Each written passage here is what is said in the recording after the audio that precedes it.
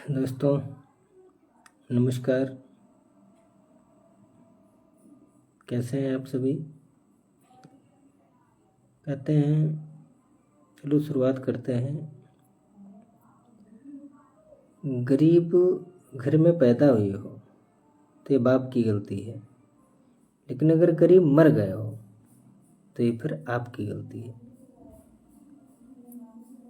आज आप जो भी जीवन जी रहे हो, अपने जीवन में स्वयं को चेक करने की ज़रूरत है कि हम जो काम कर रहे हैं, नौकरी कर रहे हैं, छोटा मोटा व्यापार कर रहे हैं, खेती कर रहे हैं, कुछ भी कर रहे हैं, इस काम से हम हाईएस्ट कितनी ग्रोथ ले सकते हैं, कहाँ तक जा सकते हैं,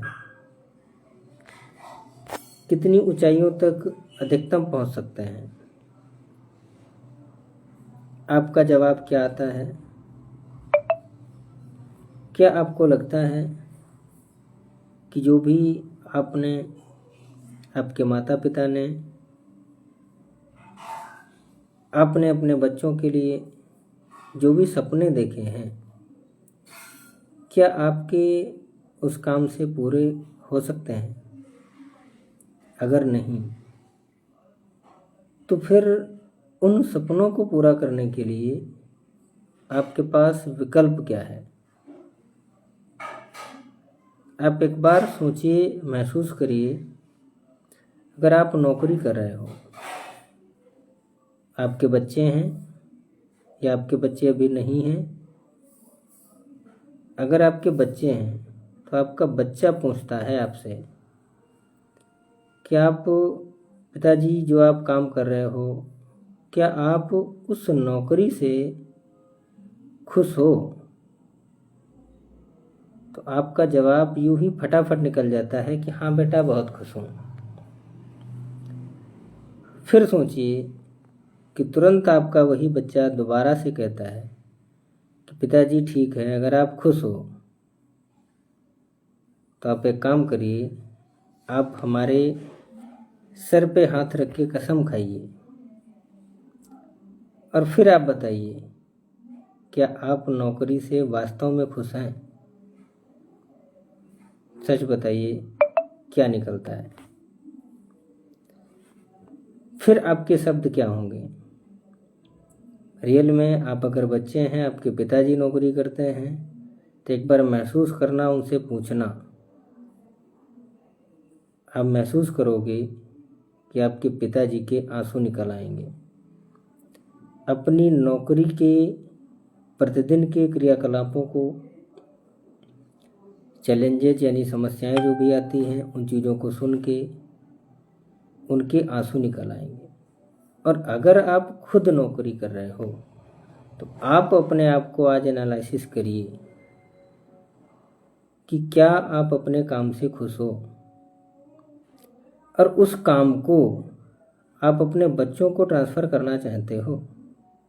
आप चाहते हो कि जो ज़िंदगी आपने जी है उसी तरीके की सेम ज़िंदगी आने वाले समय में आपके बच्चे जिए। आपका जवाब क्या आएगा? कि बिल्कुल नहीं। अब हमारा दूसरा प्रश्न आता है कि अगर बिल्कुल नहीं, आप नहीं चाहते हो कि आपके बच्चे आपकी तरह ज़िंदगी जिए, आपका जीवन जो है वही जीवन आपके बच्चे बिताएं, तो क्या आप अपने बच्चों के भविष्य के लिए कोई ऐसा ठोस कदम उठा रहे हैं? इसी रास्ते पर आपके बच्चों को न चलना पड़े। अगर हाँ तो बहुत अच्छी बात, आप खुशनसीब हैं, आपके बच्चे खुशनसीब हैं, आप विजनरी हैं, यानी आप दूरदृष्टि हैं। और कहते हैं कि जो व्यक्ति दूरदृष्टि होता है, हकीकत में वो व्यक्ति किसी देवता के समान होता है। आप भी देवता के समान हैं अगर आप दूर की सोचते हैं तो। अब दूर की भी लोग दो प्रकार की सोचते हैं। कौन सा व्यक्ति देवता के समान हो सकता है? ये भी थोड़ा सा पहले क्लियर कर दें। दूर की दो तरह के लोग सोचते हैं। एक, मान लिया अपना एग्जाम्पल देते हैं, आज हमारे 2 बच्चे हैं दोनों बच्चों की आज के 15-20 साल बाद शादियां होंगी। एक ये हुआ दूर का सोचना। उसके लिए हमें क्या व्यवस्था करनी है, क्या क्या हमें तैयारी करनी पड़ेगी, एक ये हुआ दूर का सोचना। दूसरा, ये जो दूर का सोचना हुआ, ये एक प्रकार से कह सकते हैं कि स्क्रिप्टेड लाइफ का दूर का सोचना हुआ। इस लाइफ में स्क्रिप्टेड है, हमारा स्क्रिप्ट किया हुआ है, एक प्राकृतिक सिस्टम से स्क्रिप्टेड है, हमारे समाज के द्वारा स्क्रिप्टेड किया हुआ है। उसी तरीके से हमें चलना है, जैसे नौकरी में होता है, नौकरी को कहते हैं स्क्रिप्टेड लाइफ। वो लाइफ होती है, इस लाइफ में लोग सुबह कहते हैं, अक्सर लोग हमने देखा है टिफिन लेकर के ड्यूटी पर जाते हैं और शाम को फिर वापस आते हैं उस प्रेशर भरी ज़िंदगी से। फिर थोड़ा सा अपने बच्चों के साथ में मन बहलाते हैं और फिर एक कहावत कहते हैं हमारे वहाँ कि टीवी और बीवी को देखते हुए लोग सो जाते हैं। ये होती है स्क्रिप्टेड लाइफ। अब दूसरे की बात करते हैं, अनस्क्रिप्टेड लाइफ। देखिए, आज हर किसी की स्क्रिप्टेड लाइफ है, हमारी भी है, आपकी भी है, कई साथी यहाँ पर ऑनलाइन हैं, सभी साथियों की है। लेकिन एक ऐसी लाइफ जो अनस्क्रिप्टेड है, जिसको हम अपनी तरीके से जी सकते हैं, वो लाइफ हम आने वाले समय में अपने 5 साल बाद, 10 साल बाद खुद क्रिएट कर सकते हैं, जिसमें हम अपने तरीके से ज़िंदगी जी सकते हैं। ये कैसे पॉसिबल हो सकता है? क्या ये तब पॉसिबल हो सकता है जब पहली बार अनस्क्रिप्टेड लाइफ आपकी सोच में आएगी, क्योंकि पहले उसे सोच में आना पड़ेगा, फिर आप उसको धरातल पे उतार पाएंगे। जैसे कहते हैं कि ताजमहल शाहजहां ने बनवाया था। ताजमहल शाहजहां ने नहीं बनवाया था, ताजमहल उसकी सोच में पहले आया था। पहले सोच में आया, फिर उसे धरातल पर उतारा गया। आज हम भी अगर अपनी लाइफ को ये सोच लें कि आज हम स्क्रिप्टेड लाइफ जी रहे हैं, लेकिन आने वाले समय में हमें जो है अनस्क्रिप्टेड लाइफ जीनी है, अपने तरीके से जीना है। हमारी इस ज़िंदगी में हमें कोई आदेशित नहीं करेगा, हमारी स्क्रिप्ट कोई नहीं लिखेगा। हम अपनी लाइफ को खुद अपने तरीके से जिएंगे।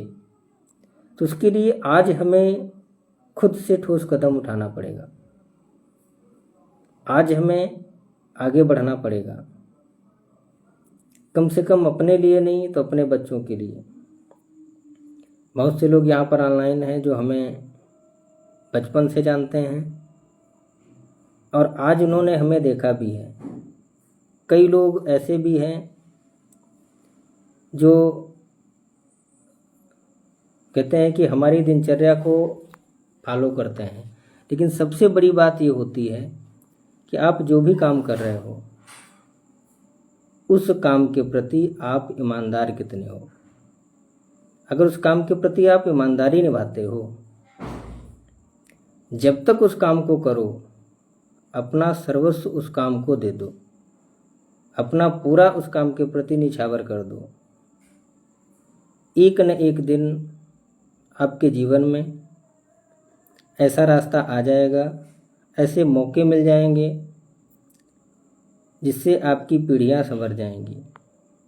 लेकिन ये कैसे होगा? जब भी किसी को दिखावे के लिए नहीं होगा, हमारे खुद के लिए होगा।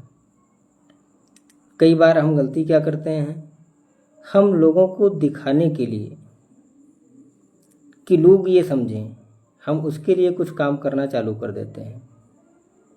हम सामने वाले को बेवकूफ़ समझकर ऐसी प्रतिक्रियाएं, ऐसी एक्टिविटी करना चालू कर देते हैं कि सामने वाले को हम बेवकूफ़ समझते हैं। फिर हमें उस काम से रिजल्ट धीरे धीरे करके निगेटिव मिलना चालू हो जाते हैं और हम क्या समझते हैं कि ईश्वर ने हमारे साथ बुरा कर दिया। लेकिन वो परिणाम किस बात का होता है कि हम अंदर से स्वच्छ नहीं थे, अंदर से हमारा मन साफ नहीं था। ईश्वर कहता है कि जो काम आप कर रहे हो उससे आपके मन मुताबिक रिजल्ट नहीं आ रहे हैं, जो आप चाहते हो वो रिजल्ट नहीं आ रहे हैं, क्योंकि आप उस काम को खुले मन से, लालच से कर रहे हो। खुले मन से नहीं कर रहे हो, पूर्ण रूप से लालचवश काम कर रहे हो। और हम क्या करते हैं, ईश्वर का कहना है, ईश्वर का विधान है कि आप दूसरों का भला करते हुए काम को करिए, आपको ऑटोमेटिक लाभ होगा। लेकिन जब हम होशियारी दिखाते हैं तो हमें अच्छे परिणाम नहीं मिलते हैं। जबकि ईश्वर कहता है कि हम लोगों का भला करने के लिए आपको मनुष्य का जीवन दिए थे, आप लोगों का भला करो। लोगों का जब आप भला करोगे फिर आप जैसा रिजल्ट चाहते हो हम वैसा रिजल्ट देना चालू कर देंगे। जब आपके मन मुताबिक कुछ नहीं हो रहा है, आपके मन मुताबिक रिजल्ट नहीं मिल रहे हैं, तो आप हमारे मन मुताबिक काम करना चालू कर दीजिए। फिर जो आप जैसा रिजल्ट चाहते होगे वैसा आपको रिजल्ट हम देना चालू कर देंगे। एग्जाम्पल के लिए समझते हैं कि कहते हैं कि धन्यवाद का भाव जीवन में बहुत बड़ी भूमिका निभाता है। दो मित्र थे, एक मित्र के पास सब कुछ था। कारण उसका था कि जो भी उसे जीवन में मिलता था वो उसके लिए ईश्वर को धन्यवाद देता था कि हे ईश्वर, आपने हमें ये दिया है, उसके लिए आपका कोटि कोटि धन्यवाद। एक व्यक्ति के पास कुछ नहीं था, वो ईश्वर को धन्यवाद नहीं देता था। कुछ भी नहीं था, समझ लो उसे परिवार में कुछ भी नहीं था, खाली हाथ हो रहता था। एक दिन ईश्वर उनके सामने प्रकट होता है और ईश्वर उनसे कहता है, जिसके पास सब कुछ था वो कहता है ईश्वर से कि हे भगवान, आप अब मुझे कुछ भी देना बंद करिए। तो ईश्वर कहता है कि ये नहीं हो सकता। बोले क्यों नहीं हो सकता? आप हमें धन्यवाद देना बंद करिए। जब आप हमें धन्यवाद देना बंद कर दोगे तो फिर हम आपको देना बंद कर देंगे। तो वो कहता है कि ये हमसे नहीं हो सकता, हम धन्यवाद देना नहीं बंद करेंगे। अब दूसरा जो गरीब है, जिसके पास कुछ नहीं है, वो कहता है कि हमारे पास कुछ नहीं है, ईश्वर हमें बहुत कुछ दे दीजिए। तो उससे ईश्वर कहते हैं कि आप जो है धन्यवाद देना शुरू करिए। तो वो कहता है कि हम किस बात के लिए धन्यवाद दें, हमारे पास तो आपने कुछ हमें दिया ही नहीं है, हम किस चीज़ के लिए धन्यवाद दें। तो फिर ईश्वर उन्हें समझाते हैं कि आपके पास 2 हाथ हैं, आपके पास 2 पैर हैं, आँख हैं, कान, नाक, यानी सब पूरा शरीर हमने आपको स्वस्थ दिया है। क्या आपने कभी उसके लिए धन्यवाद दिया है? तो उसका जवाब आता है कि नहीं। बोले जो हमने आपको दिया है, जब आज तक उसके लिए आपने धन्यवाद नहीं दिया तो फिर आगे हम आपको कैसे दे दें कुछ भी। हमने आपको संपूर्ण शरीर दिया, आपने एक बार भी धन्यवाद नहीं दिया, तो हम आपको आगे कुछ कैसे दें। देने से पहले हमें भी कुछ सोचना पड़ता है। जो हमें धन्यवाद दे रहा है उसे हम सब कुछ दे रहे हैं। और आपने भी महसूस किया होगा कि आपके साथ वही खड़ा रह सकता है जिसको आप धन्यवाद देते रहोगे। उसने आपकी मदद की, आपका सहयोग किया, आपकी सहायता की, आपके साथ चला, आप उसका धन्यवाद देते हो तो आपके साथ रहेगा। हम गलती सबसे बड़ी यही करते हैं कि जब भी हमारे जीवन में कुछ अच्छा घटित होता है तो हम अपनी शाबाशी देते हैं, अपनी पीठ थपथपाते हैं कि हमारे कारण ये अच्छा हुआ। और सबसे बड़ी गलती यहीं पर होती है। और जब भी हमारे जीवन में कुछ बुरा होता है तो हम दोष देते हैं अपने समाज में, अपने पड़ोसी को, अपने मित्र को, अपने रिश्तेदार को, यानी उस बुरे को हम एक बार भी खुद का दोष नहीं लेते हैं, खुद की गलती उसमें नहीं निकालते हैं। सबसे बड़ी गलती यही होती है जो इस जीवन में, इस छोटे अल्प ज्ञान से हमने सीखा है। मुझे यही महसूस हुआ है कि आपके जीवन में जब भी कुछ बुरा घटित हो, उसका दोष आप खुद लेना शुरू करिए। आपके जीवन में जब भी कुछ अच्छा घटित हो, उसका श्रेय आप अपने सीनियर, अपने माता पिता, अपने गुरु, अपने समाज, यानी जो भी उसका मेन जिसका श्रेय आप दे सकते हो, जिसके माध्यम से वो आपको मिला है, उसको आप देना शुरू करो।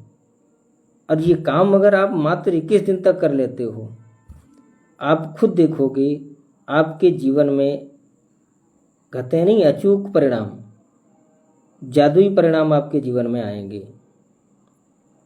लेकिन हम गलतियां करते हैं, अच्छे के लिए खुद को मानते हैं हमने अच्छा कर लिया, और जब भी हमारे जीवन में कुछ बुरा घटित होता है तो हम मानते हैं कि हमारे साथ ईश्वर ने गलत कर दिया। एक छोटे से उदाहरण से इसको भी समझ लेते हैं कि जब हमारे समाज में, एक एग्जाम्पल समझते हैं, चूँकि हम गांव से बिलोंग करते हैं तो एक गांव का एग्जाम्पल देंगे। हमारे गांव में जब किसी की एक भैंस मरती है तो गांव में लोग क्या कहते हैं, इसने साले ने गलत किया था, इसने लोगों का हार खिलाया था, इसने लोगों के गोला काट के खिलाए थे, इसलिए ईश्वर ने इसकी भैंस मार दी। सपोज दैट वही घटना जब खुद के साथ घटित होती है तो हम क्या कहते हैं, ईश्वर ने हमें विपत्ति दे दी।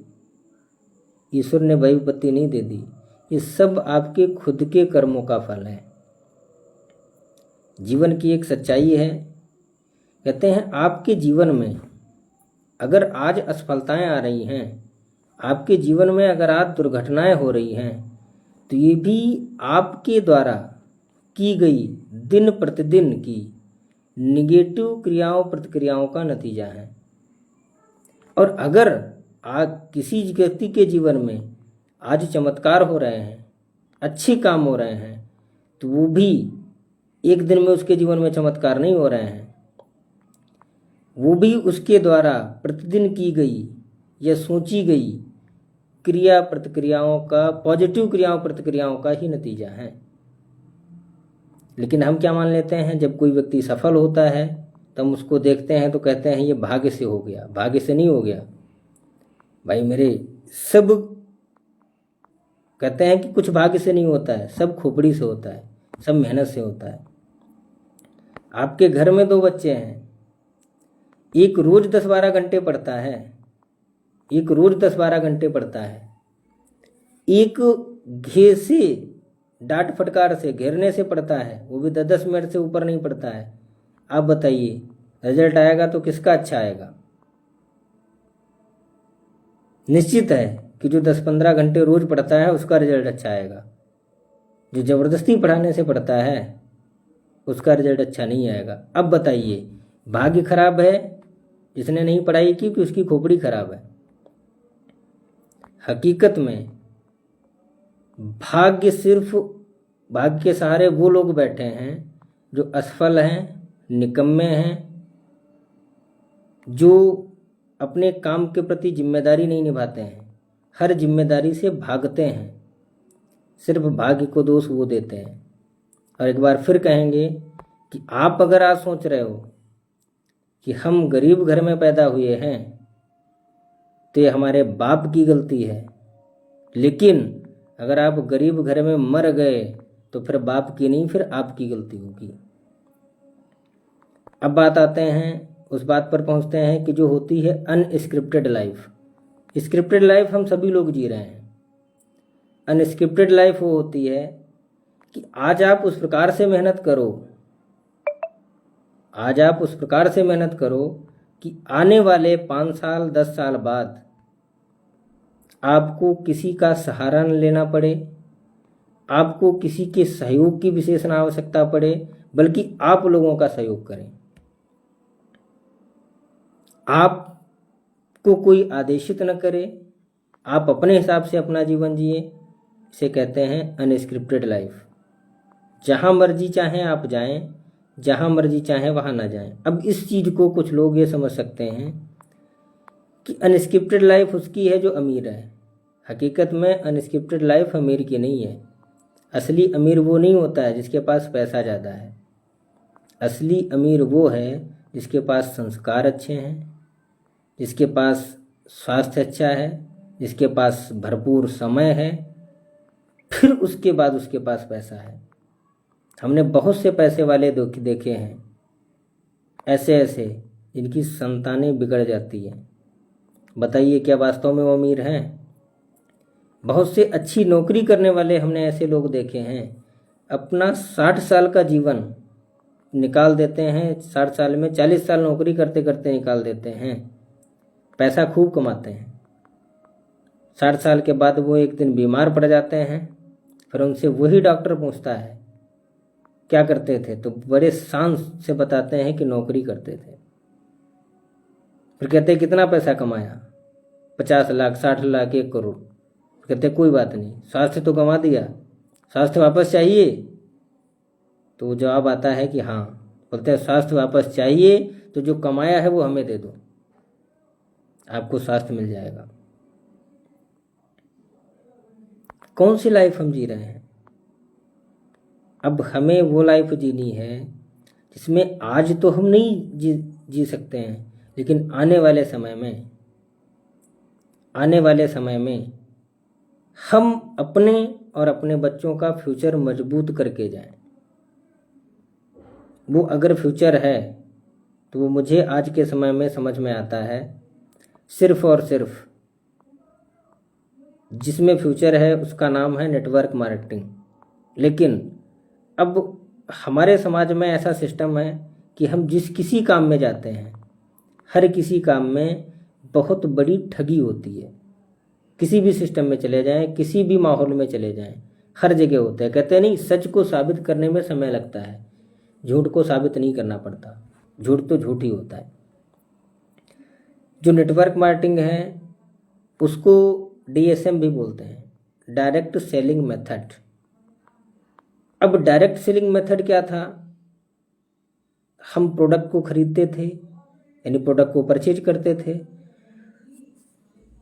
रिटेलर, होलसेलर, डिस्ट्रीब्यूटर, एजेंसी के माध्यम से, जो प्रचार के माध्यम से मुझे पता चलता था ये इस योग्य है, इसमें इसका यूज है। लेकिन बहुत सारी कंपनियां आईं डायरेक्ट सेलिंग को लेके कि हम प्रोडक्ट डायरेक्ट देंगे। फिर उन्होंने क्या किया, वो डायरेक्ट सेलिंग के नाम पे, चूंकि कॉन्सेप्ट अच्छा था, उन्होंने मनी सर्कुलेशन स्कीम चालू कर दी। डायरेक्ट सेलिंग नहीं किया, उन्होंने मनी सर्कुलेशन स्कीम चालू कर दी। मनी सर्कुलेशन स्कीम और डायरेक्ट सेलिंग में अंतर क्या है? डायरेक्ट सेलिंग मनी सर्कुलेशन में अंतर ये है, सपोज दैट हमारा कोई गांव का व्यक्ति है, शहर का व्यक्ति है, कोई भी भाई है, वो अपने घर में हल्दी, धनिया, मिर्चा, साबुन, तेल, मंजन, चायपत्ती, नमकीन, बिस्कुट, जूता, चप्पल, कपड़े, ये सारे प्रोडक्ट यूज करता है। उन प्रोडक्टों को यूज करने के लिए वो मार्केट से परचेज करता है, मार्केट से खरीदता है। लेकिन कुछ जो मनी सर्कुलेशन वाली कंपनियां आई, उन्होंने इनमें से कुछ गिने चुने प्रोडक्ट देना चालू कर दिए। खासकर उन्होंने मेडिसिन पे काम करना चालू कर दिया। अब एग्जाम्पल समझते हैं, जैसे सपोज दैट हमारे किसी भाई के घर में मंजन हो रहा था। अब वो मंजन, वो बाहर से, ज़्यादा कोई गरीब आदमी है तो 10 रुपये का मंजन ला रहा है, ठीक ठाक फैमिली से बिलोंग करता है तो वो 70 रुपये का मंजन ला रहा है, बाबा रामदेव जी का आता है।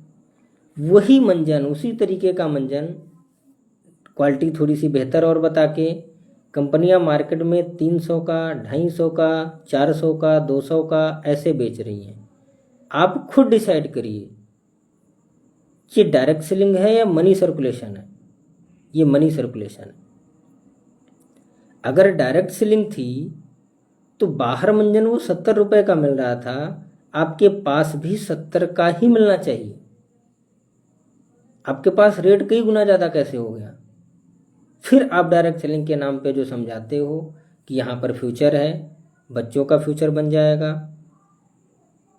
यहाँ पर पैसा वापस आता है, वो सारे कॉन्सेप्ट आप उसके बाद में दो वाजिब रेट के साथ। यानी कहने का मतलब सीधा सा उसको 4 शब्दों में समझते हैं कि जहाँ पर हमारे दैनिक उपयोगी प्रोडक्ट मिल रहे हों, यानी रोज यूज करने वाले, जहाँ पर उनकी क्वालिटी अच्छी हो, जहाँ पर स्वास्थ्यवर्धक प्रोडक्ट हों। क्वालिटी और स्वास्थ्यवर्धक में अंतर होता है। क्वालिटी एक जहर की भी हो सकती है, सल्फास की भी हो सकती है, लेकिन वो स्वास्थ्यवर्धक नहीं हो सकता। केवल स्वास्थ्यवर्धक, ऐसी क्वालिटी जो केवल स्वास्थ्यवर्धक हो, वो प्रोडक्ट हों और वाजिब कीमत में हों। ये 4 चीज़ों के अलावा किसी को और चीज़ नहीं चाहिए होती है। दैनिक उपयोगी प्रोडक्ट हों, क्वालिटी युक्त हों, स्वास्थ्यवर्धक हों और वाजिब कीमत हो। इन चीज़ों को अगर हम चेक कर लेते हैं तो हम ठगी से बच जाते हैं। वो कॉन्सेप्ट हकीकत का डायरेक्ट सेलिंग मेथड होता है। लेकिन कुछ कंपनियां जो मनी सर्कुलेशन स्कीम लेके आती हैं, फिर ऐसी कंपनियों में लोग लालच में फंस जाते हैं और वही व्यक्ति फंसे हुए लोग फिर बताते हैं कि 5 साल पहले हमने भी एक ऐसी कंपनी ज्वाइन की थी, हमारा इतना डूब गया। 10 साल पहले हमने भी एक ऐसी कंपनी ज्वाइन की थी। वो अपना लालच नहीं बताते हैं। मुझे वहाँ से बताया गया था अगर 10 लोगों को और ऐसे करा दोगे, 5 लोगों को और ऐसे इसमें ला दोगे तो आपको 5,000 आने लगेंगे, 2,000 आने लगेंगे। वो अपना लालच एक बार नहीं बताते हैं, वो सिर्फ कंपनियों को दोष देते हैं। कहते हैं कि इस समाज में ऐसे भी लोग हैं जो कहते हैं कि किसी को बता दो कि 10 दुकान छोड़ के एक दुकान ऐसी है जहाँ पे 25 पैसे सस्ती साबुन मिल रही है, हर व्यक्ति लेने जाएगा, हर व्यक्ति लेने जाएगा अपने फायदे के लिए। लेकिन आज लोग क्यों नहीं समझ रहे हैं? पहले क्यों गलत नज़र से ही देखते हैं, हीन भावना से देखते हैं? क्योंकि कहते हैं आपने किसी को आज तक देखा है कि खेत में खरपतवार बो रहा हो, घास बो रहा हो? किसी को नहीं देखा है। क्यों? क्योंकि खरपतवार ऑटोमेटिक उगते हैं, फसलें बोई जाती हैं। खरपतवारों को बोना नहीं पड़ता, खरपतवार ऑटोमेटिक उगते हैं, सिर्फ हम फसलें बोते हैं। तो ऐसे ही अच्छी कंपनियों को आने में समय लगता है। बुरी कंपनियां आगे आगे आके चली जाती हैं, लूट के चली जाती हैं। और आज मुझे बड़ी खुशी है कि आज उसी तरीके की हकीकत की DSM, जिसका नाम है RCM, राइट कॉन्सेप्ट मार्केटिंग, यानी RCM consumer product private limited का मैं भी एक डायरेक्ट सेलर हूँ, नेटवर्कर हूँ। प्राइवेट जॉब के साथ में इसको कर रहा हूँ। इसको करते करते आज हमने वो लक्ष्य बनाया है कि आने वाले 5 साल में अपने को और अपनी फैमिली को अनस्क्रिप्टेड लाइफ में लेकर जाएंगे। अपने बच्चों का भविष्य यहाँ से मजबूत बनाएंगे, सुदृढ़ बनाएंगे। क्या करके? सिर्फ अपने प्रोडक्ट, घरेलू प्रोडक्टों की दुकान चेंज करके। क्यों दुकान चेंज की? वाजिब कीमत लगी, स्वास्थ्यवर्धक प्रोडक्ट मिले, क्वालिटी युक्त प्रोडक्ट मिले और हमारी ज़रूरत के प्रोडक्ट यहाँ पर मिलते हैं। आज मार्केट में बहुत सारी भ्रांतियाँ हैं, लोग आज भी बताते हैं, मुझे भी आज भी लोग ज्ञान देते हैं। होलसेल में ऐसे डायलॉग मिलते हैं। कैसे? आज हमारे ऐसे ही बाल सफ़ेद नहीं हुए हैं, जितनी तुम्हारी एज है उससे ज़्यादा हमारे पास अनुभव है। ऐसे डायलॉग होलसेल में लोग चिपकाते हैं। क्यों? क्योंकि उन्होंने RCM सिस्टम को समझा नहीं है। वो पुराने बाबा जी के चश्मे से देख रहे हैं, जबकि वो अभी नए हैं, उनको नया चश्मा लगाने की ज़रूरत है। तो ये ऐसा कॉन्सेप्ट है, ये एक ऐसी कंपनी है जो आपकी ज़रूरत के प्रोडक्ट यूज कराते हुए आने वाले भविष्य में आपके बच्चों का फ्यूचर तय करती है। और एक आरसीएम में आने के बाद में जो हमने महसूस किया है, जो आरसीएम के आदरणीय दादू के नाम से विख्यात हैं, भाग्यचंद छावड़ा जी के नाम से विख्यात हैं, आदरणीय बीसी छावड़ा जी, वो कहते हैं इस दुनिया में कोई अभागा नहीं है, बस वो अभी जागा नहीं है। ये एक ऐसी इंडस्ट्री है, नेटवर्क मार्केटिंग, डायरेक्ट सेलिंग, इस इंडस्ट्री में अगर कोई व्यक्ति सही कंपनी का चुनाव करके अगर नेटवर्क मार्केटिंग में कदम रखता है तो आने वाले समय में उसकी पीढ़ियां तर जाएंगी। बस सही कंपनी का चुनाव कैसे करना है? सही कंपनी का चुनाव करने के लिए कुछ बिंदु हैं जिनकी अभी बार बार चर्चा की है कि कंपनी में आपको देखना है कि हमारी ज़रूरत के प्रोडक्ट हैं कि नहीं हैं। जो प्रोडक्ट हम खरीद रहे हैं वो हमारे घर में यूज होने वाले प्रतिदिन हैं कि नहीं हैं। दूसरा, उनका रेट क्या मिल रहा है, उनकी क्वालिटी क्या मिल रही है, वो स्वास्थ्यवर्धक हैं कि नहीं है। दोस्तों, आज असर पड़ता है। कोई भी चीज़ अगर हमें फ़ायदा पहुंचाती है तो वो भी लंबे समय में पहुंचाती है। कोई चीज़ अगर हमें नुकसान पहुंचाती है तो लंबे समय में पहुंचाती है। कैसे? आप अगर शराब पीते हो तो आपका लीवर एक दिन में डैमेज नहीं होता है, समय लगता है, डैमेज होता है। अगर आप दूध पीने से आप पहलवान बनते हो, शरीर आपका मजबूत होता है, तो क्या एक दिन दूध पी लेने से आप पहलवान हो जाओगे, शरीर मजबूत हो जाएगा? आप कसरत करने जाते हो, क्या एक दिन कसरत कर लेने से आपकी बॉडी बन जाएगी? नहीं बन जाएगी।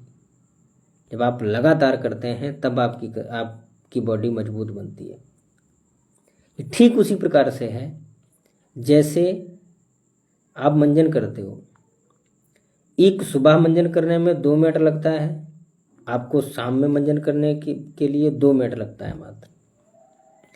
यानी एक दिन में सिर्फ 4 मिनट मंजन करने में समय लगता है। लेकिन दांत आपके कब साफ होंगे? जब सुबह शाम 2-2 मिनट आप रोज दोगे। अगर कोई व्यक्ति यहाँ पर ऐसा कह दे कि अगर हम 7 दिन में सिर्फ एक बार मंजन करें और 28 मिनट तक करते रहें तो क्या आपके दांत साफ हो जाएंगे? नहीं साफ हो जाएंगे, दांत और टूट जाएंगे। तो ये हैबिट होती है, आदतें हैं, प्रैक्टिस से आप पहलवान बनते हैं। एक दिन आप कुश्ती कर लेने से पहलवान नहीं बनते हैं। आपका अनुभव कैसा है? आज हम देखते हैं मार्केट में, जैसे कि मैं प्राइवेट जॉब करता हूँ, बहुत सारी कंपनियाँ क्यों ढूंढती हैं कि लड़का जो भी हम लें, हायर करें, वो एक्सपीरियंस वाला हो, फ्रेशर नहीं होना चाहिए। इसीलिए ढूंढती हैं कि एक्सपीरियंस वाला लड़का होगा तो विभिन्न प्रकार की परिस्थितियों को हैंडल करने की क्षमता उसके पास होगी। वैसे ही अगर आज आप किसी काम में हो, अगर आपको डायरेक्ट सिर्फ उपलब्धियां मिलती चली जाएं तो आपकी कहानी क्या बनेगी।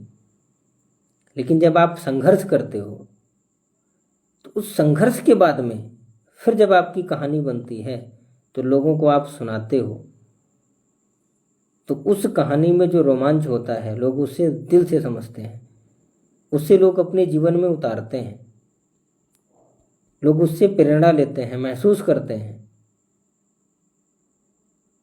तो चमत्कार अगर किसी को भी अपने जीवन में चाहिए तो सिर्फ एक ही चीज़ होती है कि जो भी आप काम करते हो उस काम के प्रति पॉजिटिव होकर आप काम करते रहें। आप जिस भी कंपनी में काम कर रहे हो, आप सोच कर देखिए, अगर आज वो कंपनी आपको बुरी लगने लगी है, यानी बहुत जल्दी, यानी जो काम आप कर रहे हो अगर वो काम आपको पसंद नहीं आ रहा है, यानी बहुत जल्दी आप उस काम से क्विट करने वाले हो, बाहर जाने वाले हो। अगर आपको आज कंपनी वो पसंद नहीं आ रही है, यानी बहुत जल्दी आप उस कंपनी से बाहर जाने वाले हो। यानी कहने का सीधा सा सारांश ये है कि जिस काम को आप पॉजिटिव होकर करते हैं उसी काम में आप महारथी बन जाते हैं, उसी काम में आपको महारत हासिल होती है। जिस काम में आप नेगेटिव रहते हैं उस काम में कभी भी आप सफल नहीं हो सकते। संसार में कोई भी एक व्यक्ति आपने देखा, ऐसा नहीं देखा होगा जो अपने काम के प्रति निगेटिव रहा हो और वो सफल हो गया हो। रही आज जो हमारे समाज में होड़ लगी है पढ़ाई लिखाई की, कि हम अपने बच्चे को पढ़ाई करा लेंगे, हम पढ़ाई कर लेंगे, सफल हो जाएंगे। कहाँ तक सफल हो जाओगे? आज सरकारें भी ऐसी ऐसी तकनीकें ला रही हैं कि हर विभाग में धीरे धीरे करके रोबोट आने वाले हैं। आप काम कहाँ पर करोगे? अगर आप इस गलतफहमी में हो कि आप टीचर हो तो आपको पता होना चाहिए कि बड़ी बड़ी यूनिवर्सिटियों में एलसीडी से पढ़ाई होने लगी। समय पर एलसीडी चालू होती है, समय पे आपसे क्वेश्चन करती है, आपसे आंसर लेती है और समय पे उसका क्लास फिनिश हो जाता है। अगर आप सोचते हो कि हम पुलिस में भर्ती हो जाएंगे तो सोच कर देखिए। अभी कुछ दिन पहले मैं दुबई गया था, वहाँ हमने महसूस किया कि 4